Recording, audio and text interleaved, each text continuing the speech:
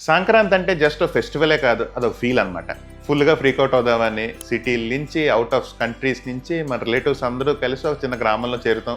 ఈ fun break లేకుండా ఆ వెకేషన్ మొత్తం ఎంజాయ్ చేయాలనుకుంటే మాత్రం నా తరపు నుంచి కొన్ని సలహాలు. అందరికి నమస్కారం అండి. నా పేరు doctor Aravind Varma Datla, general physician, Visakhapatnam. First, ఎక్కడెక్కడి నుంచో అందరం కలిసి ఒక చోటును పోగవుతాం. అందులో కొందరికి దగ్గులు ఉండొచ్చు, కొందరు తుమ్ములు ఉండొచ్చు, ఇంకా ఏదైనా ఉండొచ్చు. సో ఒంట్లో బాగాలేని వాళ్ళు కొద్ది మాస్క్ వేసుకొని జాగ్రత్తగా ఉండండి. అండ్ లేని వాళ్ళు ఫ్రీక్వెంట్ గా హ్యాండ్ శానిటైజ్ చేసుకోండి. ఫుడ్ గురించి వస్తే ఆ పిండి వంటలు కానీ, లేదంటే ఎగిరేవి, ఈదేవి, దొరిలేవి, పాకేవి లాంటి నాన్ వెజ్ ఐటమ్స్ చూస్తే మనిషి అన్నవాడు ఎవరు కంట్రోల్ చేసుకోలేరు. అని చెప్తున్నానా, నేనే కంట్రోల్ చేసుకోలేను. సో ప్రతి పూట పీకల దాకా తినకుండా ఒక్క 10% ఖాళీ ఉంచుకోగలిగితే మీ డైజెషన్ బాగుంటుంది. గ్యాస్లు గీసులు గట్రా ఏమీ రావు.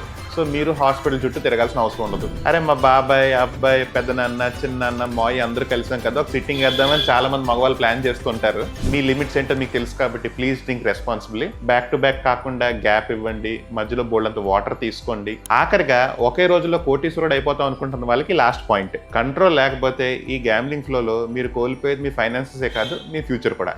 జోదం మంచిది కాదని చెప్పినా మరి మన బెట్టింగ్ బాబాయిలు వినరు కదా. సో బాబాయ్, బెట్ కాసేటప్పుడు మీ తాహత మర్చిపోవద్దు. పేకాట అంటూ మీ పర్సులు పరుగులు రెండు కోల్పోవద్దు. సంక్రాంతిని ఫుల్గా ఎంజాయ్ చేయండి, బాగా చిల్ అవ్వండి, come back relaxed and rejuvenated. So మా తరఫు నుంచి మీ అందరికీ happy Bhogi, Sankranti and Kanuma. Bye.